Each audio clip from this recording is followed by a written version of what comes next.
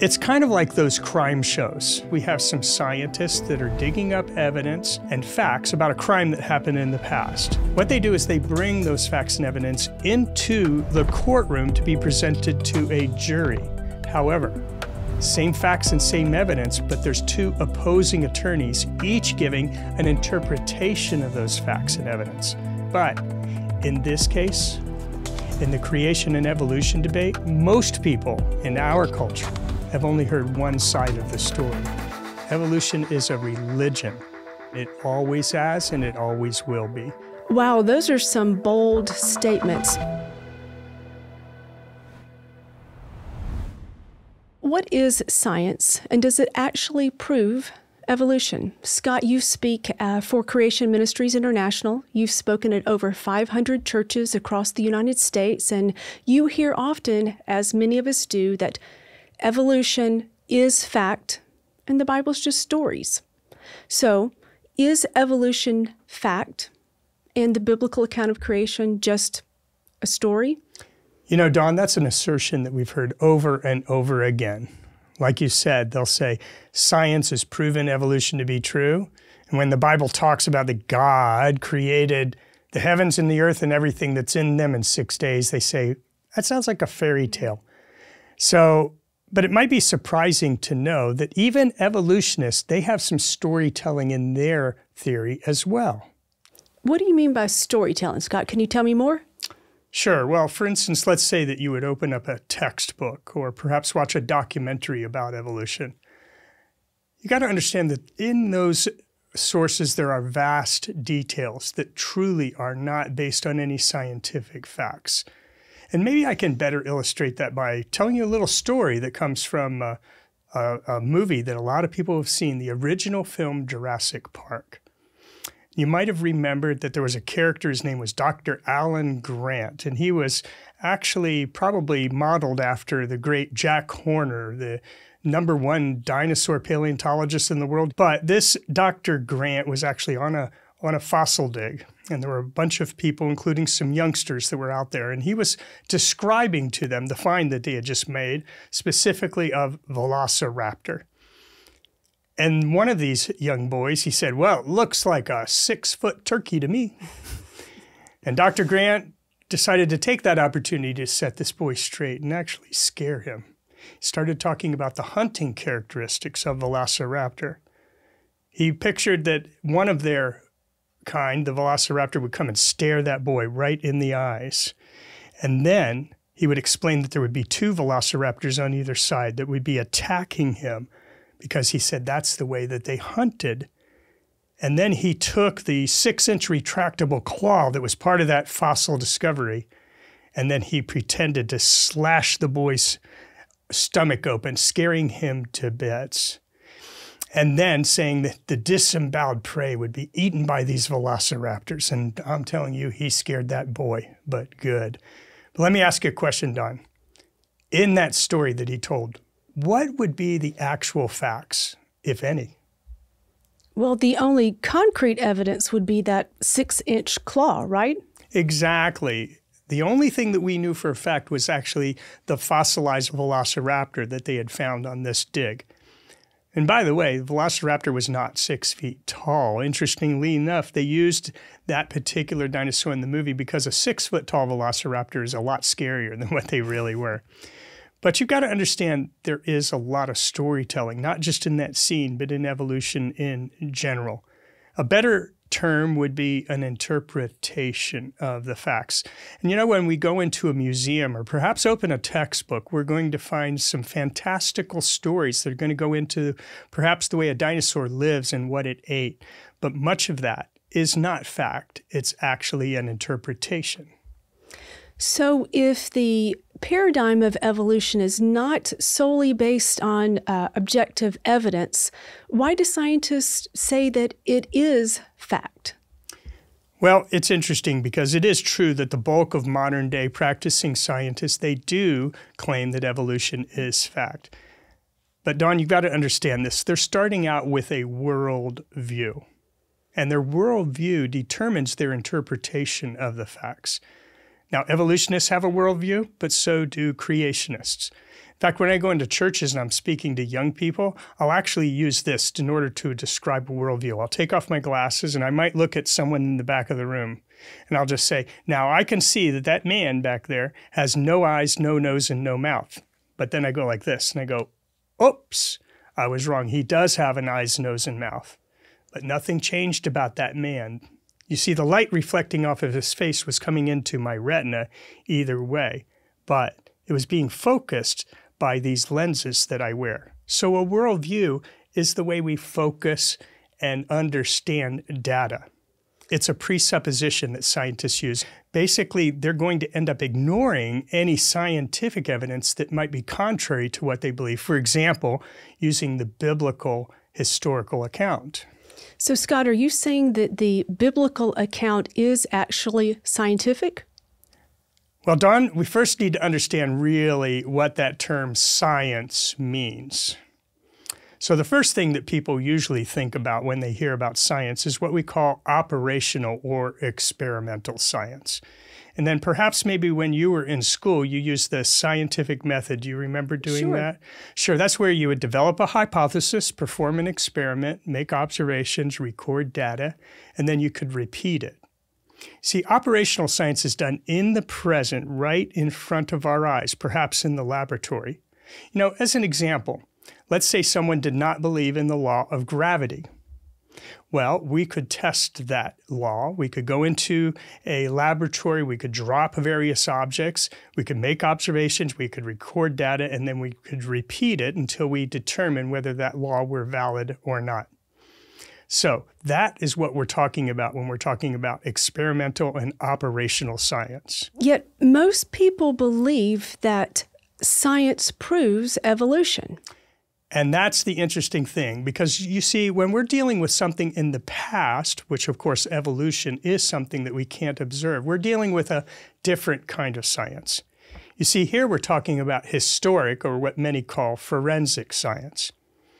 Now let's say in the same way that someone believed that a fish, over millions and millions and millions of years, passing on its genetic information to future generations, could, through the process of natural selection and random mutation, actually have genome or DNA material in one of its offspring millions of years later, where it would sprout new novel structures that would allow this fish to walk up onto the land. Now, if that were true, can you do an experiment to show that's the case?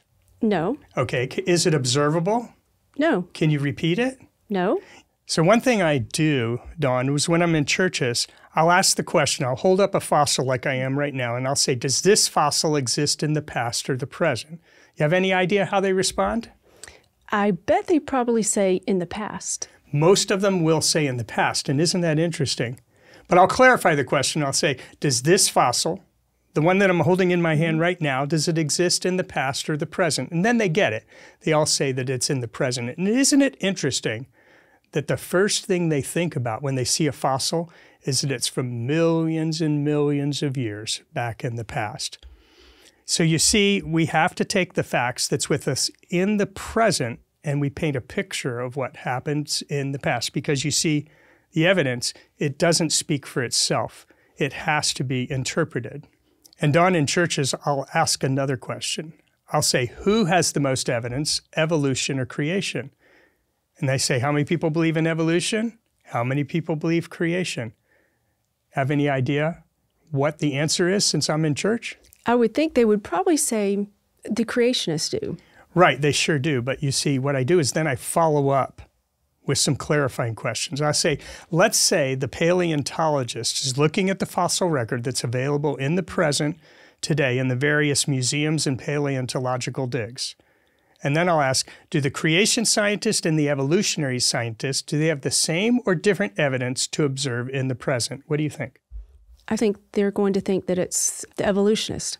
Well, at the same time, it's going to be the same fossils, the same evidence to observe in the present. And when an astronomer is looking up at a distant galaxy and the light is coming back into his spectrometer and the various kinds of energy waves, do the creation scientists and the evolutionary scientists, do they have the same or different evidence to observe in the present? Same evidence. It's the same evidence. You see, It's kind of like those crime shows that are on television. You know, for instance, CSI. You know, so what we have is we have some scientists that are digging up evidence and facts about a crime that happened in the past. What they do is they bring those facts and evidence into the courtroom to be presented to a jury. However, same facts and same evidence, but there's two opposing attorneys, each giving an interpretation of those facts and evidence. While one attorney might be saying, ladies and gentlemen of the jury, you've seen the facts and evidence. Obviously, you can see my client is innocent. The facts prove it. While the other attorney is saying, ladies and gentlemen of the jury, I don't know what facts he's talking about, because obviously it shows that he's guilty. And then this one's going to go, no, jury, he's misinterpreting the facts. And this one's saying, no, he's misinterpreting the facts. But in this case, in the creation and evolution debate, most people in our culture have only heard one side of the story. And so for Christians, when it comes down to those people that are in their family and those people that are their neighbors or their coworkers who have never heard the idea that the physical evidence supports the historical account of the Bible, who's going to tell them the other side? So what you're saying is we have the same evidence, but it just really boils down to two different interpretations. Right. And so when many people think that evolution is scientific fact, I'm not saying that it's not science, but those interpretations are not operational science. They're interpretations based on their worldview, the way they see it. And most people never think about this. And that's why we need to understand this differential between these two different kinds of science. Can you tell me more about how someone's worldview plays into the interpretation, since we all have the same facts? It's, again, the worldview is what's going to drive their interpretation. When things in the past, they're not testable, they're not repeatable, they're not observable. And so if they believe evolution is a fact, they're going to interpret all the facts that are in the present to conform with their paradigm, to conform with their worldview.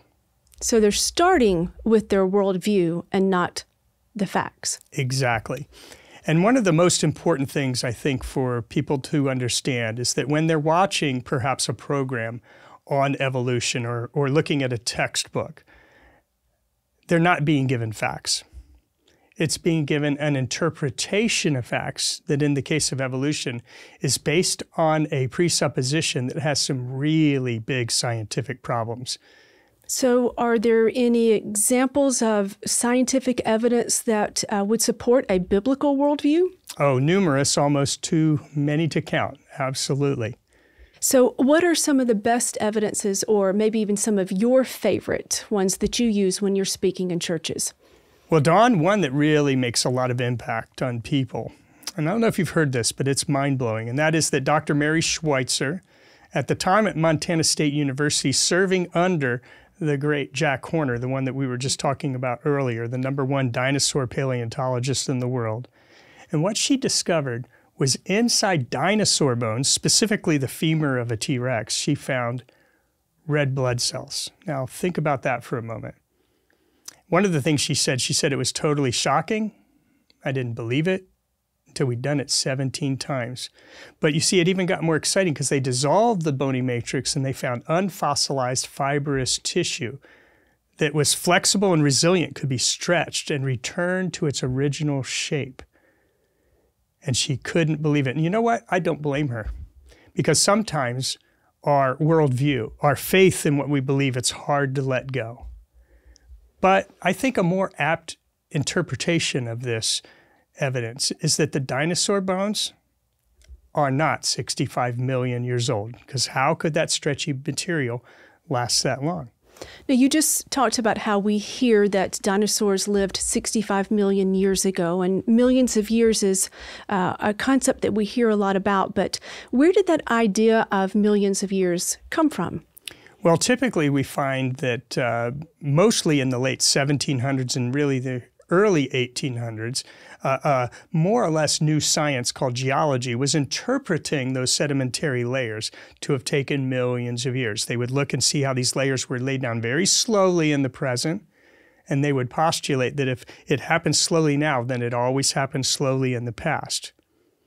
However, there are better explanations in geology that would explain that. For example, we have what's called polystrate fossils. Now, poly meaning many, and strate or strata would be those sedimentary layers. So a polystrate fossil is usually a tree that's been fossilized and turned to stone that in many cases goes through millions of years of layers. Now, Dawn, think about this. Will a tree sit there for millions of years to be slowly buried? Does that make any sense? No, they rot. Yeah, it's going to decompose. Again, a better interpretation of those facts is that that tree was buried in a cataclysmic event where those layers were laid down quickly, and the Bible gives us an idea of that, the worldwide flood. And on top of that, some of these sedimentary layers actually end up being bent. So we have rock layers around the world where they will go up at an angle and even sometimes turn back on themselves. And rock doesn't bend, does it? No, it doesn't. No, so that indicates that those layers were at one time soft, and then maybe through seismic uplift, that's what bent those layers. Again, the physical evidence supports the historical account of the Bible. That worldview guides us, but it's also consistent with physical evidence we have in the world today. Well, speaking about evidence, we often hear put forth as fact again, carbon dating, that we can date something and it dates and proves it's millions of years old. So is there a fallacy in that thinking? I wouldn't say that there's a fallacy in the actual operational science, because in the present, those kind of radioisotope dating methods, all we're doing is measuring elements in the present. And by the way, carbon dating, which you mentioned, can't give us long ages. What we're talking about when we're talking about millions of years is other radioisotopes, like for instance using the potassium-argon dating method. In fact, it was interesting. I often like to share about how a rock was taken from a volcanic lava dome, sent into a potassium-argon dating lab, and they got an age of 350,000 years. Yet, a sample, a particular element was taken from that same sample and sent into the potassium-argon dating lab, and this time they got an age of 900,000. And yet another element was extracted from that sample, and this time it was up to 2.8 million years. Now, Dawn, that was the same sample, taken from the same volcanic lava dome, sent to the same potassium-argon dating lab using the same mass spectrometer and the same scientist, but they had dates that ranged from 350,000 to 2.8 million years. So which one do you think might be right?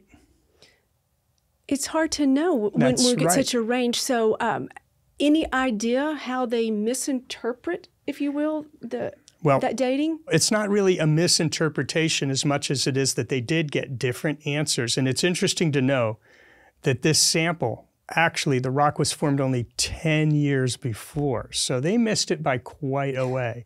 10 years instead of up to 2.8 million. So how do we get radioisotope dates?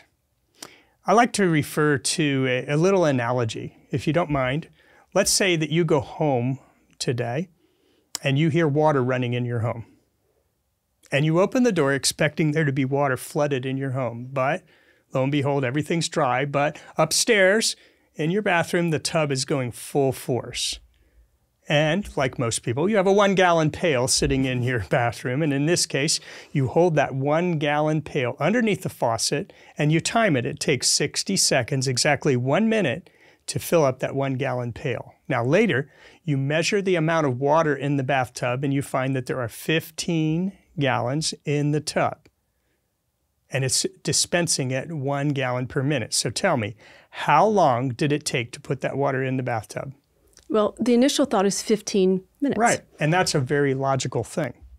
However, we have to make assumptions to come up with that calculation. Let me explain some of those. We assumed that the amount of water coming out of the tub faucet never changed, never varied. Nobody was turning it on or off. We assumed that the drain plug in the tub was never lifted up and drained some water out or closed. We assumed that the tub started out with 0 water and that 1-gallon pail never added some water or took some out. You see, these are very similar to the exact assumptions that scientists use when they're using radioisotope dating. And we now know from some scientific studies that some of those assumptions were wrong. And experimentally, as in the case that I just mentioned, where we have a 10-year-old rock dating very late. And by the way, those experiments like that have been repeated dozens of times, but it brings into question the assumptions they use and the dates that they get from those as well. So what are some assumptions from the evolutionary worldview that are challenged by real operational science? Well, for example, we were just talking about carbon dating. Now, we've got to understand that perhaps you remember in school we talked about half-life, okay? Half-life is the decay rate of radioisotopes. So in the case of carbon, the half-life of carbon-14 is 5,730 years. Now, that basically means if you have this much carbon-14, after 5,730 years, you'd have half as much. And then after another 5,000 or so years, you'd have 1/4 and 1/8 and then 1/16, and eventually it'd be so small you couldn't even measure it. Now, interesting to know that scientists have estimated that that point where you can no longer measure carbon-14 happens somewhere between 50 and 90,000 years, depending upon which scientist you talk to. Now, that's a big difference than millions of years. Absolutely. And by the way, diamonds, for example, when people go into jewelers, they'll talk about how diamonds are millions of years old. Every time a diamond has been crushed, inside is carbon-14, which says they can't be millions of years. On top of that, actually, dinosaur bones have been measured for carbon-14, and they too contain carbon-14, indicating they can't be 65 million years plus. So again, while we're talking about operational science, we have facts and evidence that support the historical account of the Bible, as opposed to what most people believe, that evolution is proven as scientific fact. All right, Scott, you've spoken several times about operational science. Are there any scientists who come from an evolutionary worldview who understand the difference between the two types of sciences? You know, Don, some do. For example, Karl Popper, who's an evolutionary philosopher of science, he said that Darwinism is not a testable scientific theory. And Michael Ruse, who is also an evolutionist, he actually said evolution is a religion. It was in the beginning, and it always has, and it always will be. Wow, those are some bold statements for a scientist to admit that it's not testable, evolutionary is not testable, and that it is actually a religion. Do other scientists hold to this same idea? Well, to be honest, very few do, because not many of them want to admit that because of their worldview. They want to portray that indeed science proves evolution. So I've got to give credit to these two guys at least that they were being honest. So we've talked about operational science, how it is what we think about as that science fair project, that it is observable, repeatable, it is done in the present. In contrast, historical science, it really just paints a picture of what occurred in the past. So Scott, what would you want someone to take away from this time together? Well, the bottom line for Christians in particular is to know that challenging evolution is not challenging operational science. You see, the evidence actually supports the worldview of the Bible, as we've given some demonstration here. Believing in the Bible and creation, it's not a blind faith. So if someone wanted to go a little bit further and maybe even equip themselves, as you said, where would you suggest that they go? Well, I would say one very good resource would be Evolution's Achilles heels. Now, this is a video that actually features 15 PhD scientists from all different kinds of fields. And they're actually addressing the very foundations of evolution and showing how those things can't be true. In fact, it won second place at the Christian Worldview Film Festival. In fact, I think it's the best thing that Creation Ministries International has done in our 45 years of existence. So I would suggest that they get their hands on this documentary and just give it a shot and see if that might help them understand how operational science actually supports the historical account of the Bible. This is such an important resource that Creation Ministries International wants to make it available when you click the link below for a free 7-day streaming opportunity. Thanks so much, Scott, for being with us today. It's a pleasure, and I encourage all Christians to get equipped with a defense for their faith and to understand that operational science supports the historical account of the Bible.